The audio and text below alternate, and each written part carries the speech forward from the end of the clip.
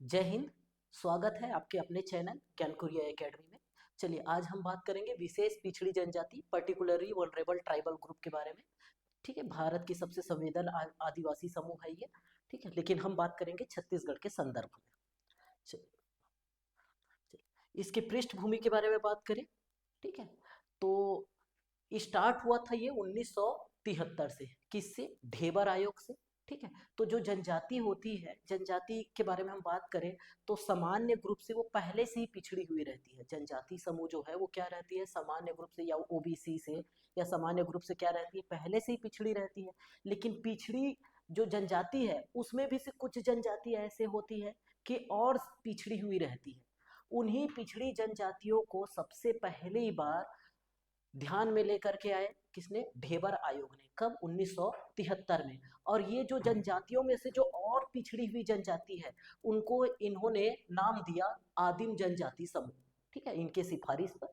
ठीक है, तो कब आया ये? 1973 में।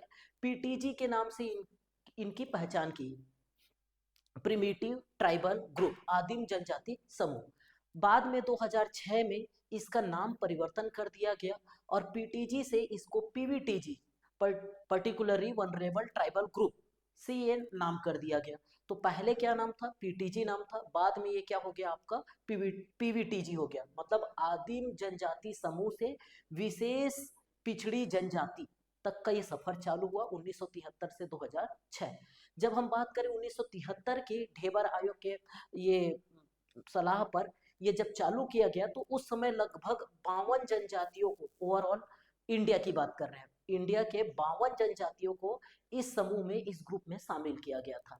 बाद में 2006 में बढ़ करके ये 75 हो गए, है ना। जब इसका नाम किया गया पीटीजी से पीवीटीजी, तब ये टोटल कितना हो गया आपका? 75 हो गया। पीवीटीजी के मापदंड देखें कि कौन सी जनजाति को हम लोग पीवीटीजी बोलेंगे, विशेष पिछड़ी जनजाति की पहचान की क्राइटेरिया क्या है, कैसे हम उसको पहचानेंगे? तो इसके लिए 4 आधार है। तो पहला आधार है आपका क्या? कृषि पूर्व तकनीक का स्तर। इसका मतलब क्या है कि ये लोग अपना जो निर्वाह है, जीवन का जो निर्वाह है, वो कृषि आधारित ना होकर के कृषि से पहले का। ठीक है, तो कृषि से पहले का कहने का मतलब क्या? शिकार करके। ठीक है, तो सी पहले क्या करते थे? कृषि करते थे। कृषि से भी पहले क्या क्या हो गया? शिकार। मतलब कृषि करेंगे तो कम से कम आपका जो एग्रीकल्चर है वो क्या हो जाएगा? सरप्लस में हो जाएगा। एग्रीकल्चर किस में हो जाएगा आपका? सरप्लस में। जैसे हम लोग अभी एग्रीकल्चर करते हैं, तो एग्रीकल्चर करते हैं इसका मतलब ये नहीं कि अभी हम लोग फसल उगाए और अभी खाएंगे और अभी खत्म कर देंगे। ठीक है, वो आने वाले सालों के लिए वो हम लोग उसको सरप्लस में रखते हैं। ठीक है, लेकिन ये जो जनजाति है वो क्या है? कृषि पर नहीं, कृषि से पहले की तकनीक। मतलब क्या?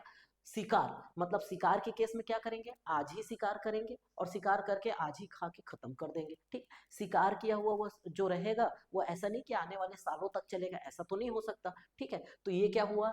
शिकारी प्रवृत्ति के साथ ही साथ कृषि तो करते हैं, लेकिन कृषि का जो तकनीक है वो अभी वर्तमान के हिसाब का नहीं है। जैसे हम लोग तो तकनीक में आगे ट्रैक्टर हार्वेस्टर तक पहुंच चुके हैं। ये लोग हल कभी उपयोग नहीं करेंगे, ऐसे कृषि करेंगे। ठीक है, तो आदिम निर्वाह आधारित अर्थव्यवस्था जिनकी हो, ये पहला पॉइंट। दूसरा पॉइंट देखिए, दूसरा पॉइंट है अत्यंत कम साक्षरता दर।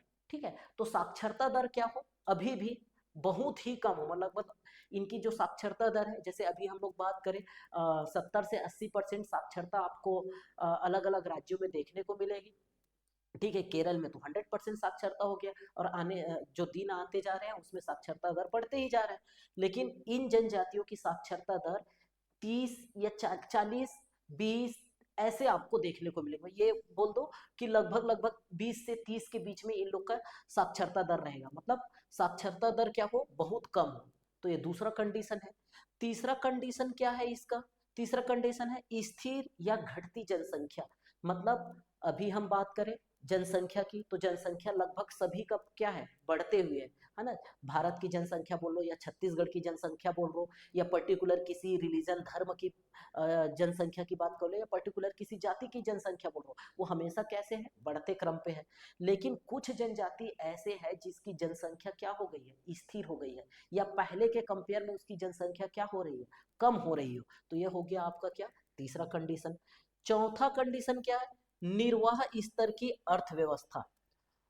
निर्वाह स्तर की अर्थव्यवस्था कहने का मतलब क्या है कि इन लोग जो है वो क्या करेंगे, उत्पादन केवल परिवार के भरण पोषण के लिए करेंगे, बाजार के लिए करेंगे ही नहीं। मतलब सिर्फ इनको तुरंत के खाने पीने से मतलब रहेगा, आगे वो मार्केट में उनका कोई योगदान नहीं रहेगा। तो ये चार चीजों को देख करके जिस जनजाति में ये चार क्राइटेरिया फुलफिल करते हैं, ऐसे जनजाति को हम लोग पहले आदिम जाति के अंतर्गत, पीटीजी के अंतर्गत, अब फिर हम लोग पीवीटीजी के अंतर्गत इसको शामिल करते हैं। तो कितने क्राइटेरिया है? चार क्राइटेरिया है।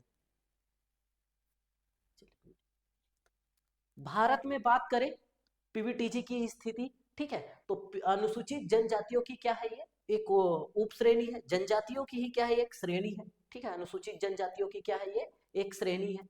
पहचान कब किए थे? पहली बार 1973 में धेबर आयोग द्वारा, ठीक है। तब इसका नाम क्या रखे थे? पीटीजी रखे थे। बाद में 2006 में इसका नाम बदल करके क्या हो गया?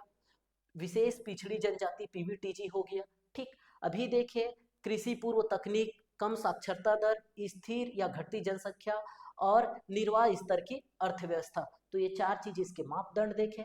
भारत में देखें तो टोटल 75 जनजाति ऐसे हैं जो पीवीटीजी के अंतर्गत आते हैं। स्टार्ट में जब 1973 में जब स्टार्ट किए थे तो उस समय ये 52 था। 2006 में ये बढ़ करके अब कितना हो गया है? 75, 75 हो गया है। और अभी वर्तमान में भी ये 75 है। अच्छा, ये 75 जनजाति जो है वो भारत के 18 राज्यों और एक यूटी, एक केंद्र शासित प्रदेश अंडमान निकोबार में, मतलब इनका ये भौगोलिक क्षेत्र में फैला हुआ है। मतलब भारत में कहाँ कहाँ पर पीवीटीजी निवास करते हैं? तो भारत के 18 राज्यों में और एक केंद्र शासित प्रदेश। केंद्र शासित प्रदेश अगर भारत के दृष्टिकोण से देखा जाए तो केंद्र शासित प्रदेश के एक ही है, अंडमान निकोबार, ये इंपॉर्टेंट है।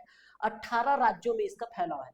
अब ये 18 राज्य कौन कौन से है ना, हम बात करेंगे भारत के बारे में, तो जहां जहां पर जनजाति है और जहां पर जनसंख्या ज्यादा है, लगभग उन 18 राज्यों में आपका इसका विस्तार आपको देखने को मिलेगा, है ना। अब बाकी के जो छूटे हुए राज्य हैं जहां पर वो जनजाति की संख्या कम है या नहीं है, हरियाणा, पंजाब, यूपी, ये सब चीज के बारे में हम बात कर सकते हैं। इन 75 जनजातियों में देखें तो सबसे ज्यादा कहां पर देखने को मिलेगा? उड़ीसा में। 13 जनजाति ऐसे हैं उड़ीसा के जो पीवीटीजी में शामिल हैं। कितने? 13। यही हम छत्तीसगढ़ के बारे में बात करें तो छत्तीसगढ़ में कितने शामिल हैं? 5, ठीक है। तो 75 में से 75 में से कितनी जनजाति छत्तीसगढ़ में है? तो ये 5 जनजाति छत्तीसगढ़ में। सर्वाधिक कौन कितनी है? 13 है। कहां पर है? आपका ओडिशा पे है। नेक्स्ट, ठीक है। छत्तीसगढ़ में पीवीटीजी की बात करते हैं तो कौन कौन सी जो जनजाति है वो छत्तीसगढ़ में पीवीटीजी के अंतर्गत आती है, ठीक है। तो केंद्र सरकार के द्वारा घोषित किया गया जो जनजाति है वो कौन कौन सी जनजाति है, ठीक। तो पहला है अबुझमाड़िया। पहला क्या आपका? अबुझमाड़िया। दूसरा क्या है आपका? बैगा। तीसरा है आपका बिरहोर। चौथा है आपका कमार। और पांचवा है आपका पहाड़ी कोरवा। तो ये 5 जनजाति जो है वो केंद्र सरकार द्वारा पीवीटीजी में घोषित किए गए हैं। लेकिन इसके अलावा 2 जनजाति ऐसे और हैं जिनको राज्य सरकार को लगा कि ये 2 जनजाति इसी के लगभग क्राइटेरिया के आसपास है, लेकिन केंद्र सरकार ने उसको शामिल नहीं किया है। तो जो सुविधाएं, जो चीज हम इनके लिए करते हैं वो 2 जाति जो है, जनजाति जो है वो वंचित हो रही है।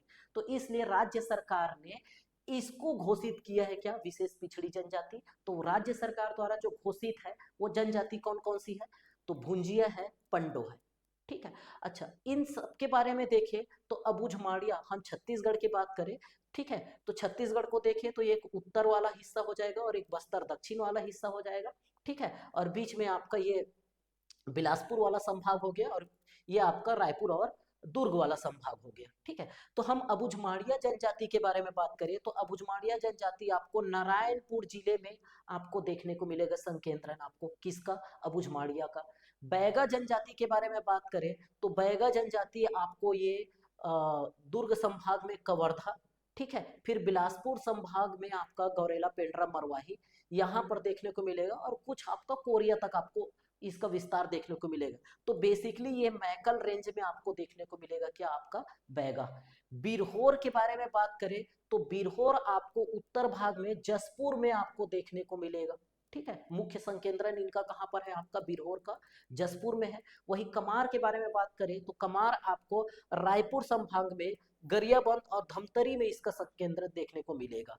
वही पहाड़ी कोरवा के बारे में बात करें तो पहाड़ी कोरवा एक बार फिर से उत्तर भाग में आपका जो सरगुजा है, ठीक है, कोरबा का उत्तर वाला भाग है सरगुजा है, और ये जसपुर वाला है ना, तो इस भाग में आपको पहाड़ी कोरवा देखने को मिलेगा। तो ये 5 विशेष पिछड़ी जनजाति, अबुझमाड़िया, बैगा, बिरहोर, कमार और पहाड़ी कोरवा, ठीक। इसके अलावा 2 और है, एक है आपका भुंजिया और एक है आपका पंडो। भुंजिया जनजाति आपको यही गरियाबंद में ही देखने को मिलेगा, जबकि आपको पंडो जनजाति जो है वो आपको उत्तर भाग में आपको सूरजपुर जिले में आपको पंडो देखने को मिलेगा। तो एक बार फिर से अबुझमाड़िया, नारायणपुर, बैगा के बारे में बात करें तो मैकल श्रेणी, बिरहोर के बारे में बात करें तो जसपुर रायगढ़ वाला क्षेत्र, कमार के बारे में बात करें तो गरियाबंद धमतरी वाला क्षेत्र, पहाड़ी कोरवा के बारे में बात करें तो कोरबा, सरगुजा और जसपुर वाला क्षेत्र, ठीक है। वही भुंजिया के बारे में बात करें तो आपका गरियाबंद वाला क्षेत्र, पंडो के बारे में बात करें तो आपका सूरजपुर वाला क्षेत्र, ठीक है। तो ये हो गया। अच्छा, इसको हम याद भी रख सकते हैं, बढ़िया, कैसे याद रख सकते हैं आपका, ठीक। तो अबुझमाड़िया, अबुझमाड़िया, इसके लिए हम क्या बोले, अबुझमाड़िया, ठीक। बैगा और बिरहोर, ठीक, बैगा और आपका बिरहोर हो गया। फिर आपका क्या हो गया, कमार, कमार हो गया। फिर पहाड़ी कोरवा, पहाड़ी कोरवा, ठीक है। तो अब ऐसे बोल सकते हैं क्या, अब बिग बी कम पीके ज्यादा, ऐसे बोल सकते हैं। अमिताभ बच्चन और आमिर खान पीके के लिए लिख सकते हैं, अब बिग बी कम है, पीके क्या है, ज्यादा है। तो अब से आपका क्या हो गया, अबुझमाड़िया, ठीक है। बिग से आपका क्या हो गया, बैगा, बी से क्या हो गया, बिरहोर, कम से क्या हो गया आपका कमार, और पीके से क्या हो जाएगा आपका पहाड़ी कोरवा। चलिए, छत्तीसगढ़ में इन 5 विशेष पिछड़ी जनजाति और छत्तीसगढ़ की 2 विशेष पिछड़ी जनजाति, मतलब टोटल 7 पिछड़े जनजाति के बारे में हम बात करते हैं, ठीक है। तो छत्तीसगढ़ में पीवीटीजी कितने हैं, तो छत्तीसगढ़ में पीवीटीजी कितने हैं, 7 है। केंद्र सरकार द्वारा घोषित कितने हैं, 5 है। राज्य सरकार द्वारा घोषित कितने हैं, 2। तो केंद्र सरकार वाला पूछा जाए तब 5 ही बताना है, राज्य सरकार द्वारा पूछा जाए तो 2 बताना है, अगर किसी के द्वारा नहीं पूछा गया है तो 7 बताना है, ठीक है। तो 5 कौन कौन से, अबुझमाड़िया, बैगा, कमार, बिरहोर और पहाड़ी कोरवा, ठीक। राज्य सरकार द्वारा भुंजिया और पंडो, ठीक है। बैगा के बारे में बात करते हैं। बेसिकली हम लोग यहाँ पर 2 चीज बात करेंगे, ठीक है। क्या क्या बात करेंगे हम लोग, जनजाति, ये विशेष पिछड़ी जनजाति की जनसंख्या के बारे में हम बात करेंगे कि कितनी जनसंख्या है इसकी, ठीक। और दूसरा चीज अब यहाँ पर हम साक्षरता की बात करेंगे कि इसकी साक्षरता कितनी है ना। तो जनसंख्या लगभग, इसकी जनसंख्या क्या होने वाली है, कम होने वाली है, ठीक। साक्षरता भी क्या होने वाली है, कम होने वाली है, किसकी, ये विशेष पिछड़ी जनजाति की। तो अभी छत्तीसगढ़ के जो 5 और 2 7 विशेष पिछड़ी जनजाति है उसकी संख्या और साक्षरता दर कितनी है, ठीक है। तो स्टार्ट करते हैं बैगा जनजाति से, 88,377, 88,317 इसकी जनसंख्या है, जो कि विशेष पिछड़ी जनजाति में सर्वाधिक जनसंख्या है। साथ ही साथ इसकी जो साक्षरता प्रतिशत है वो 40.6 के लगभग आपका आसपास आपका साक्षरता प्रतिशत है। मतलब विशेष पिछड़ी जनजातियों में, मतलब ठीक बोल सकते हैं साक्षरता दर, ठीक है। तो सबसे ज्यादा जनसंख्या किसकी है, बैगा जनजाति की है। गोदना प्रिय जनजाति होती है, व्यवहार कृषि करते हैं, बैगा के बारे में एक डिटेल वीडियो लेकर के आएंगे, ठीक। पहाड़ी कोरवा के बारे में बात करें तो लगभग बैगा जनजाति की जनसंख्या का आधा 44,000 के आसपास है ना, बैगा जनजाति 88,000, उससे आधा पहाड़ी कोरवा 44,000। जहां इसकी साक्षरता 40 के आसपास है, इसकी साक्षरता 22.02% के आसपास है, ठीक है। स्पेशलिटी किसकी है, पहाड़ी कोरवा की, ये पेड़ों पर मचान बना करके रहते हैं। पहाड़ी कोरवा के बारे में भी एक वीडियो हम लेकर के आएंगे, ठीक है। नेक्स्ट कमार जनजाति के बारे में बात करें तो 88,000, फिर 44,000, फिर तीसरी जो जनजाति है वो कमार है, इसकी जो जनसंख्या है लगभग आपका 26,622 है, और सबसे ज्यादा साक्षरता दर 47%, ठीक है, किसकी है, कमार की। तो विशेष पिछड़ी जनजातियों में सर्वाधिक जो प्रतिशत है साक्षरता दर है, लिटरेसी रेट जो है वो किसकी है, कमार की है। चौथी जनजाति है अबुझमाड़िया, ठीक है। इसकी जो जनसंख्या है वो 23,330, मतलब आपका चौथा जो सबसे जनसंख्या में चौथे नंबर पे, पहले नंबर पे क्या हो गया बैगा, दूसरे पे पहाड़ी कोरवा, तीसरे पे कमार, चौथे नंबर पे कौन आपका अबुझमाड़िया हो गया। इसकी जनसंख्या कितनी 23,000। साक्षरता दर के बारे में बात करें तो 19.25 है ना। तो सब साक्षरता दर में देखिए तो सबसे कम साक्षरता दर किसकी है, अबुझमाड़िया की। ठीक है, संकेंद्रण कहाँ पर है इसका, नारायणपुर है ना, और नारायणपुर जिले में है, लेकिन नारायणपुर जिले में भी आपका कहाँ पर, अबुझमाड़ की जो पहाड़ी है उसी क्षेत्र में है, इसीलिए इस जनजाति का नाम भी क्या पड़ा है, अबुझमाड़िया। इसमें भी एक अलग से वीडियो रहेगा। ठीक, चलिए सबसे कम साक्षर, सबसे इंपॉर्टेंट इसमें क्या है, सबसे कम साक्षरता, सबसे बैगा में क्या बोलेंगे, सबसे ज्यादा जनसंख्या। ठीक, चलिए अब नेक्स्ट बात करते हैं बिरहोर की। तो बिरहोर की जनसंख्या मात्र 3,490, जहां पर ये 88,000, 44,000, 26,000, 23,000 की बात कर रहे हैं, वहां पर इसकी जनसंख्या कितनी, मात्र 3,490। तो विशेष पिछड़ी जनजाति में सबसे कम जनसंख्या किसकी है, बिरहोर की। मतलब देखा जाए तो सबसे कम है ना, मतलब यहाँ पर जो हमारा जो पैमाना ही है कि जनसंख्या कम होनी चाहिए, साक्षरता कम होनी चाहिए, तो अबुझमाड़िया साक्षरता में कम है और बिरहोर किस में कम है, जनसंख्या में कम है। साक्षरता 39% के आसपास, मतलब आपका बैगा और कमार जनजाति के आसपास ये लोग साक्षर है 39%। ठीक, जंगल के मनुष्य के रूप में इसको जानते हैं बिरहोर को। ठीक है, रस्सी बनाने वाली जनजाति होती है, इसके बारे में एक सेपरेट वीडियो लेकर के आएंगे। चलिए, तो ये हो गए हमारे 5 विशेष पिछड़ी जनजाति केंद्र सरकार द्वारा घोषित। अब राज्य सरकार द्वारा जो घोषित विशेष पिछड़ी जनजाति है उसके बारे में बात कर लेते हैं। तो पंडो और भुंजिया, तो पंडो की जो जनसंख्या है वो 31,000, ठीक है, और भुंजिया की जनसंख्या है जो 10,603। तो ठीक ठाक जनसंख्या इसके भी कंपेयर बिरहोर के। ठीक है, स्पेशल हम याद रखना है भुंजिया के बारे में, लाल बंगले इसका क्या है, प्रसिद्ध है ना, उसके रसोई घर होते हैं भुंजिया जनजाति में, उसको क्या बोलते हैं हम लोग, लाल बंगला बोलते हैं। और डिटेल में इसके वीडियो क्लास और देखेंगे हम लोग। विशेष पिछड़ी जनजाति की विकास के लिए है ना सरकार कुछ करती है, इसी कड़ी में हम देखते हैं उसके क्या, अभिकरण और प्रकोष्ठ के बारे में। तो क्या होता है अभिकरण और क्या होता है आपका प्रकोष्ठ, है ना। तो हम विशेष पिछड़ी जनजाति विकास अभिकरण की बात करें, ठीक है, तो क्या होता है, एक विशेष पिछड़ी जनजाति, हम लिख सकते हैं क्या, विशेष पिछड़ी जनजाति विकास अभिकरण, ये होता है। ठीक है, तो सरकार क्या काम करती है इस पे, अभिकरण बनाती है। ठीक है, तो अभिकरण मतलब क्या, आपका एजेंसी, इसके माध्यम से ये एजेंसी क्या करती है, पॉलिसी मेकिंग करती है, किसके लिए, विशेष पिछड़ी जनजाति के लिए, कि विशेष पिछड़ी जनजाति के लिए हमको क्या करना है, क्या कैसे करना है ना। तो वो पूरा पॉलिसी नीति निर्माण का काम कौन करता है, ये एजेंसी करती है। साथ ही साथ इसका दूसरा काम है बजट आवंटन, है ना। खैर सरकार तो बजट जारी करती है, लेकिन इतना इतना पैसा इसमें लगेगा ये उनको आदेशित करते हैं ना। तो बजट आवंटन का काम भी कौन करता है, ये विकास अभिकरण करता है। साथ ही साथ जो योजनाएं चलती रहती है, प्रमुख योजनाएं हैं, उसकी देख रेख करती है। ठीक है, तो ये होता है आपका क्या, अभिकरण। तो ये तो हो गया मुख्य मुख्यालय हो गया, लेकिन इसके साथ साथ इसको जमीनी स्तर पर चलाने के लिए क्या बना होता है, आपका प्रकोष्ठ होता है। ठीक है, क्या होता है आपका प्रकोष्ठ, सेल या यूनिट, मतलब जमीनी स्तर पर कार्यान्वयन के लिए। ठीक है, तो यहाँ पर अभिकरण क्या करेगा, नीति निर्माण करेगा, नीति बनाएगा, और उसको क्रियान्वयन कौन करेगा, आपका प्रकोष्ठ करेगा, सेल करेगा। तो इसी कड़ी में देखें तो कौन कौन से विकास अभिकरण है ना छत्तीसगढ़ में है। ठीक है, तो जितने विशेष पिछड़ी जनजाति है हमारे, है ना, तो केंद्र सरकार के अधीन क्या है, 5 है। तो पांचों के अधीन क्या है, 5 अभिकरण तो कम से कम बनेंगे। तो एक है विशेष पिछड़ी जनजाति बैगा विकास अभिकरण। ठीक है, तो इसका मुख्यालय कहाँ पर है, तो इसका मुख्यालय है आपका कवर्धा में, और साथ ही साथ कहाँ पर, गौरेला पंडरा मरवाही में है। ये नया है, पहले कवर्धा में था और बिलासपुर में था। अब बिलासपुर में क्या है, बिलासपुर से जब गौरेला पेंड्रा मरवाही कट के अलग हुआ ना, तो गौरेला पेंड्रा मरवाही के क्षेत्र में बैगा जनजाति निवास करती, इधर नहीं, तो इसलिए अब बिलासपुर की जगह क्या हो गया है, गौरेला पेंड्रा मरवाही।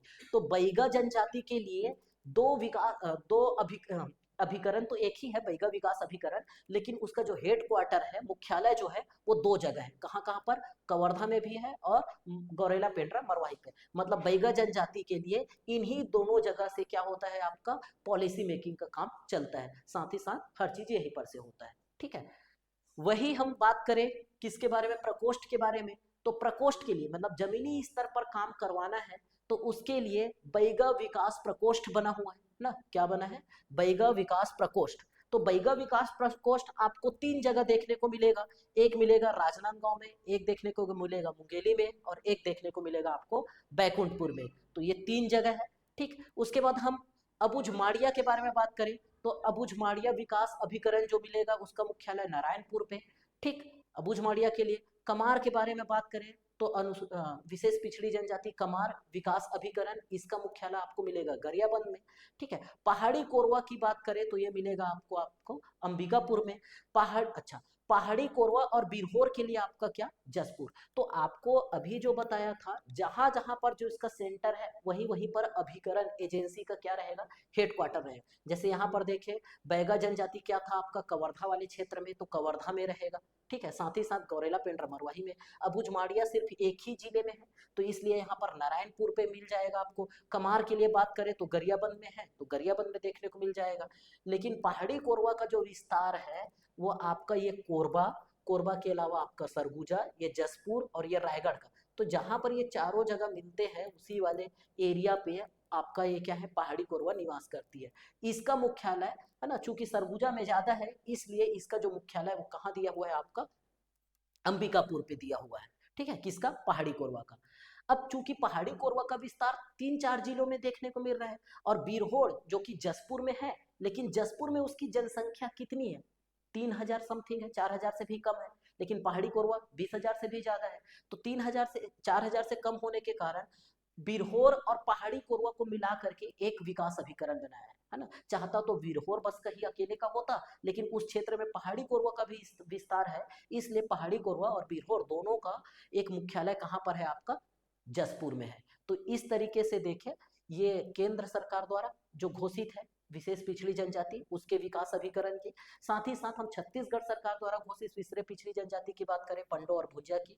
ठीक है, तो उनका जो है पंडो कहाँ पर? सूरजपुर में, और भुजिया कहाँ पर आपका? गरियाबंद में। तो यहाँ पर आपको देखने को मिलेगा। चलिए, यही हम बात करें किसके लिए? प्रकोष्ठ के लिए बात करें तो प्रकोष्ठ में कहाँ कहाँ पर होगा? ठीक है, तो कमार जनजाति के लिए आपके क्या? 3 जगह। कहाँ कहाँ पर? एक नगरी में देखने को मिलेगा, एक भानु प्रतापपुर में, और एक आपका महासमुंद में। मतलब ठीक है, तो प्रकोष्ठ का, सेल का, यूनिट का क्या काम है? जमीनी स्तर पर कार्य करवाना। ठीक, बैगा जनजाति के लिए भी 3 प्रकोष्ठ बनाए गए हैं। उसका मुख्यालय कहाँ कहाँ पर? बैकुंठपुर में, राजनांदगांव में और मुंगेली में। तो कमार के लिए 3 प्रकोष्ठ है, मुख्यालय है। बैगा जनजाति के लिए भी कितने हैं? 3 है। ठीक है, अब बिरहोर के बारे में बात करें तो बिरहोर विकास प्रकोष्ठ ये आपको कहां पर मिलेगा? आपको धर्मजयगढ़ में, रायगढ़ में। ठीक, और बिलासपुर में। 2 जगह आपको बिरहोर का देखने को मिलेगा। ठीक, वैसे पहाड़ी कोरवा के बारे में बात करें तो पहाड़ी कोरवा विकास प्रकोष्ठ कहां कहां पर देखने को मिलेगा? आपको बलरामपुर में देखने को मिलेगा। ठीक, पहाड़ी कोरवा और बिरहोर को मिला करके देखें तो ये जो आपको मिलेगा, आपको कहां पर?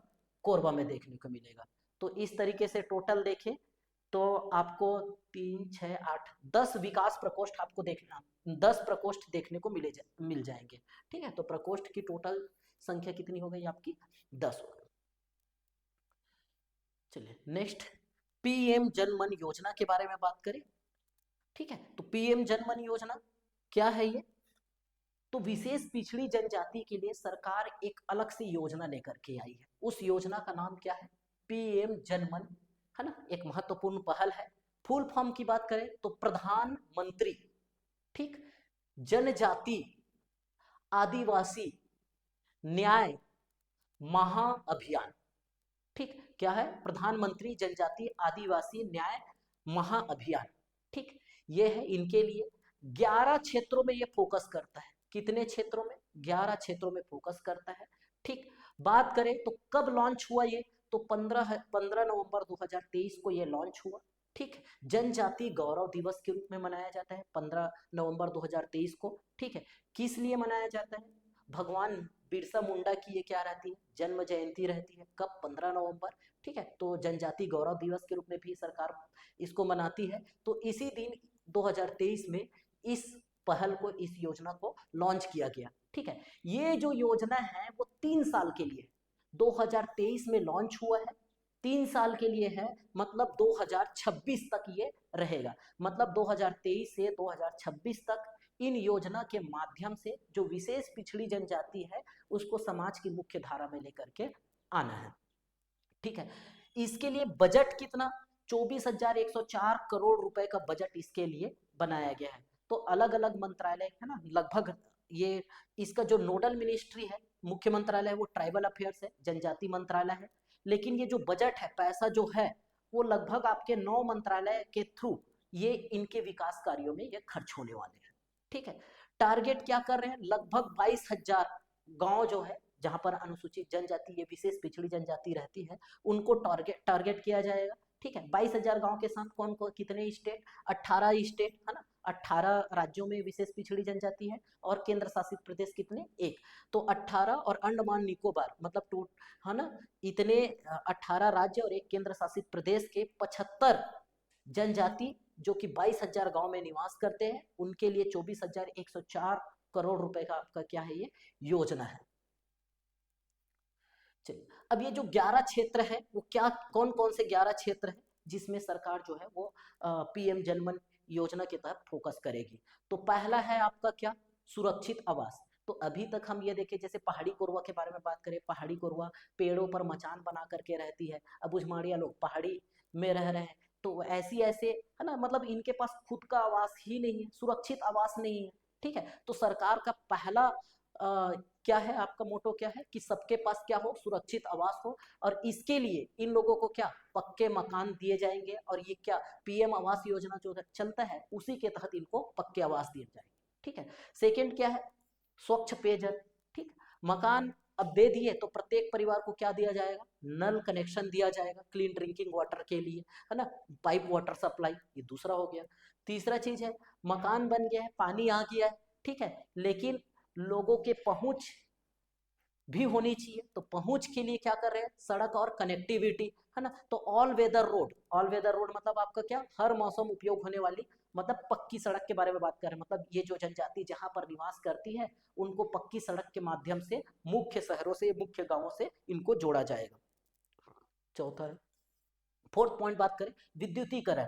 भैया विशेष पिछड़ी जनजाति मतलब अभी तक उन लोग तो क्या घर ही नहीं है, तो लाइट तो दूर की बात है ना, तो आवास हो जाएगा, स्वच्छ पेयजल की बात कर रहे हैं, कनेक्टिविटी सड़क के बारे में बात कर रहे हैं, तो सबके घर में क्या है, बिजली कनेक्शन, और बिजली कनेक्शन के लिए क्या, ठीक है, सोलर ऑफ ग्रिड की सुविधा, मतलब सौर ऊर्जा इन तक पहुंचाया जाएगा, सोलर ऑफ ग्रिड की सुविधा के साथ। ठीक, पांचवें पॉइंट, स्वास्थ्य और पोषण के बारे में बात करें, पांचवा आपका, तो सबको मोबाइल चिकित्सा, है ना, क्योंकि वहां पर हर जगह छोटे छोटे जगहों पे रहते हैं, तो हर जगह हॉस्पिटल खोलना तो पॉसिबल नहीं है, लेकिन मोबाइल चिकित्सा कहने मतलब क्या है, जो हमारा जो वेन चलता हुआ वेन रहता है उस पे, जैसे दाई दीदी क्लिनिक योजना के तहत, है ना, या स्लम एरिया में जो हम लोग एम्बुलेंस लेकर के जाते हैं वहां पर हर सप्ताह ऐसा लगाते हैं, है ना, तो वैसे ही मोबाइल चिकित्सा इकाई वहां पर स्थापित की जाएगी। ठीक, शिक्षा, क्योंकि इनकी साक्षरता दर ही सबसे कम है, तो शिक्षा पे तो सबसे इम्पोर्टेंट है। ठीक है, तो इसके तहत क्या है, इस क्षेत्रों में जहां पर विशेष पिछड़ी जनजाति रहती है